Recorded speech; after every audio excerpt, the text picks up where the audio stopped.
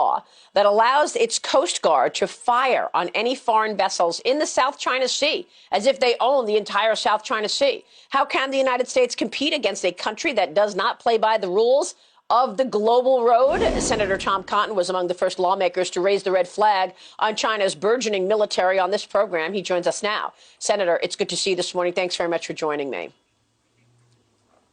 Thank you, Maria. Good to be on with you.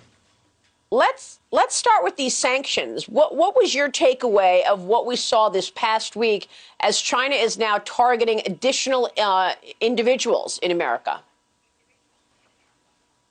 Maria, these sanctions against former Trump administration officials are a dangerous and insidious escalation of China's effort to influence American policy.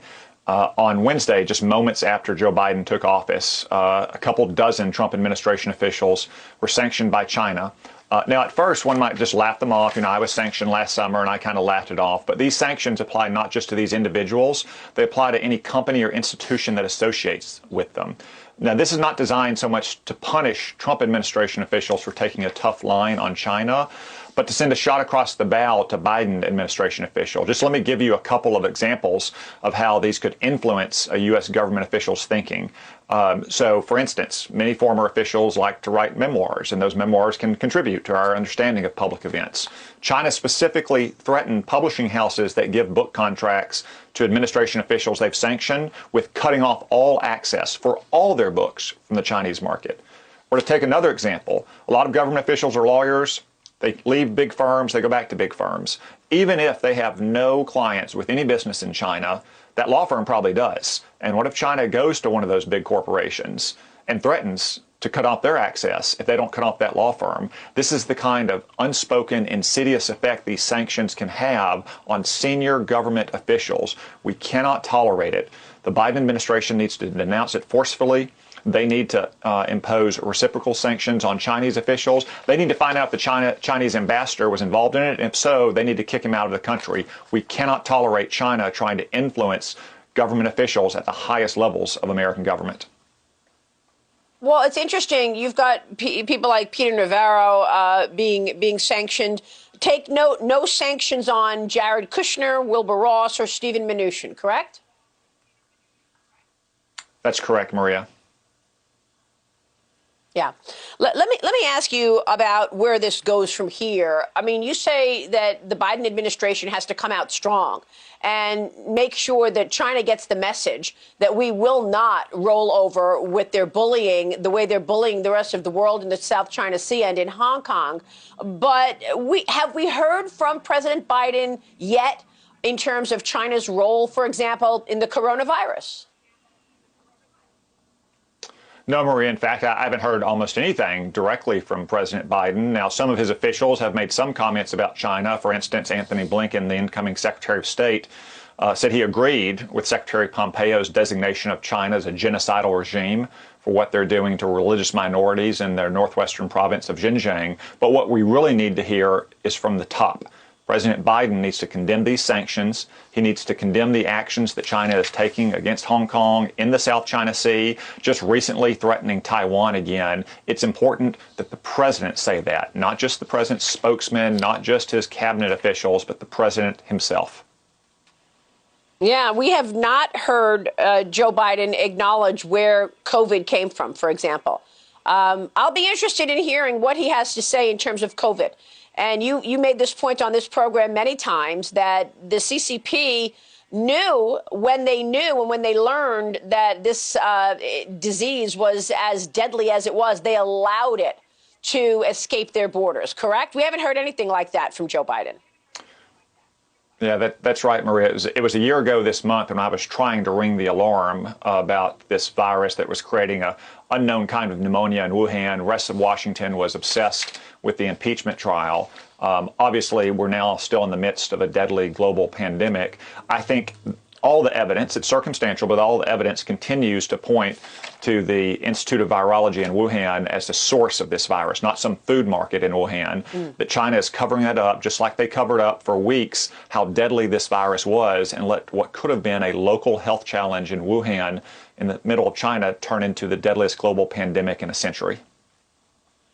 Yeah, and former DNI John Ratcliffe has a letter accusing career analysts and Congress of underplaying the Chinese influence in the 2020 election as well. I want to get your take domestic issues as well, Senator. This week is a big week. You will get sworn in, but you also have some things to vote on.